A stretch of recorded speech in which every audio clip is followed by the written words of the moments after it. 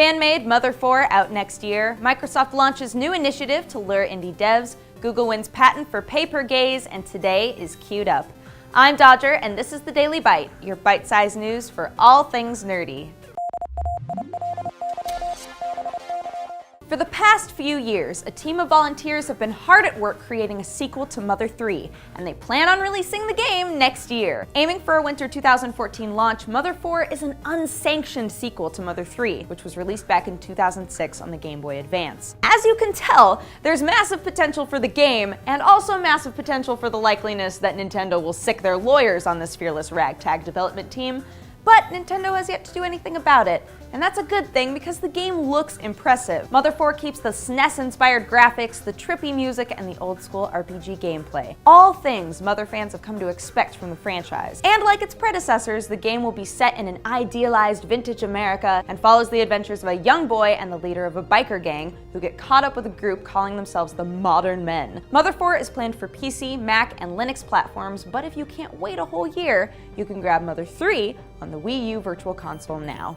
After making another big change to their policy to allow all independent developers to self-publish on the Xbox One, Microsoft is spilling the beans on how that'll exactly work. Microsoft is launching the Independent Developers at Xbox program for developers to create and publish digital games on the Xbox One. But unlike the 360, Microsoft plans to stuff every single game into the same Xbox One store. Applications start today for the ID at Xbox program, but for now, they're only letting in devs who have an established track record of shipping games, so that they can get games into the store at a pretty rapid pace. What makes this so significant is that Microsoft is removing fees associated with certifications, updates, and patches, something that's put off indie devs for years. What's more is that Microsoft is willing to front the cost for 2 dev kits for ID at Xbox participants. But the kicker here is that they won't be segregating their games from that of big publishers like EA or Activision. A game is a game, Microsoft says, but it is a risky proposition as it leaves the digital storefront vulnerable for hordes of low-quality titles. Microsoft promises to curate its library through its certification process, but it remains to be seen how effective it'll be.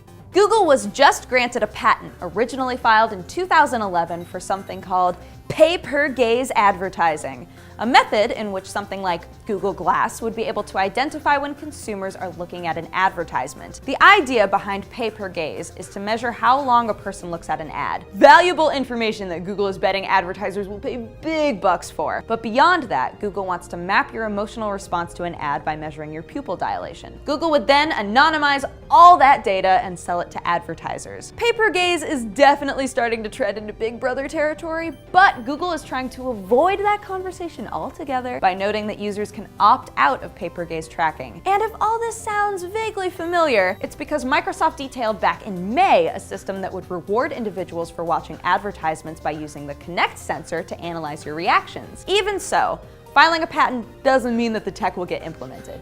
But if wearable tech like Google Glass takes off, you can pretty much bet pay-per-gaze won't be far behind. Okay, I know Queued Up has been a little cartoon heavy the last couple of weeks, but seriously, are you aware that the original Digimon show is on Netflix now?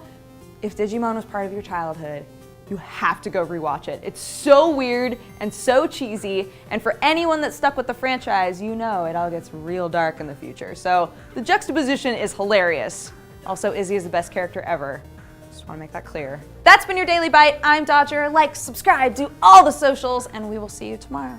Bye-bye!